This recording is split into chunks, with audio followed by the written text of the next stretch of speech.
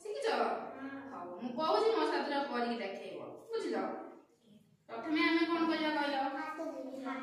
ହାତ ଓଦା କରିବା ପାଣିରେ, ତାପରେ ସାବୁନ କିମ୍ବା ହ୍ୟାଣ୍ଡ ୱାଶ ହଉ ହାତରେ ନବା, ଫେଣ ହବା ପର୍ଯ୍ୟନ୍ତ ତାକୁ ଇଏ କରିବା, ଫେଣ କରିବା ଭଲସେ।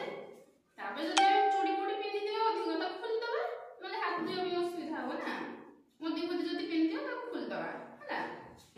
ହାତ ସାବୁନ ନବା, ଫେଣ କରିବା, ତାପରେ ପ୍ରଥମେ ଆମେ ପାପୁଲିକୁ ପାପୁଲି ଏମିତି ଘଷିବା। ଘଷି ସମସ୍ତେ ପାପୁଲିକୁ ପାପୁଲି।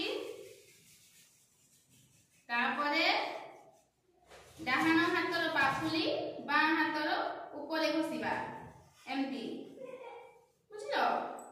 ତାପରେ ବାଁ ହାତର ପାପୁଲି ଡାହାଣ ହାତ ଉପରେ ଘଷିବା। ସମସ୍ତେ କର ଏମିତି।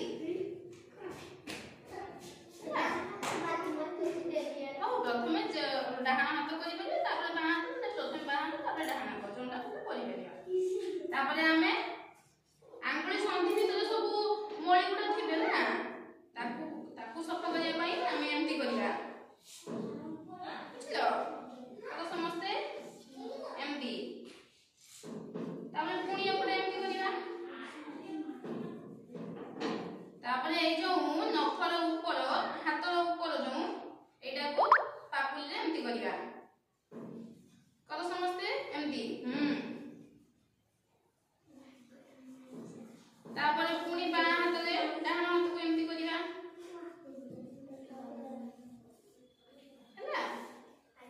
ତାପରେ ବୁଢ଼ା ଆଙ୍ଗୁଠି ଏମିତି।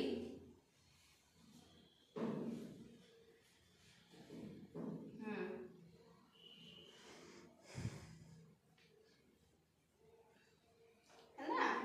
ତାପରେ ଏଇ ଯୋଉ ନଖର ଅଗ ବୁଝିଲ, ତାକୁ ପାପୁଲିରେ ଏମିତି କରିବା। କର ସମସ୍ତେ। ଗୋଟେ ହାତ କଲେ ତାପରେ ପୁଣି ଆଉ ଗୋଟେ ହାତ କରିବା ବୁଝିଲ। ତାପରେ ଏଇ ଯୋଉ ହାତ ଗଣ୍ଠି ଏମିତି ଘଷିବା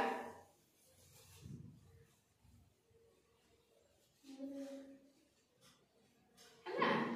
ତାପରେ ଆମେ ହାତ ଧୋଇଦବା। ହାତ ଧୋଇଲା ପରେ ସଫା କପଡ଼ାରେ ହାତକୁ ପୋଛିବା ହେଲା। ଜାଣିପାରିଲେ ସମସ୍ତେ?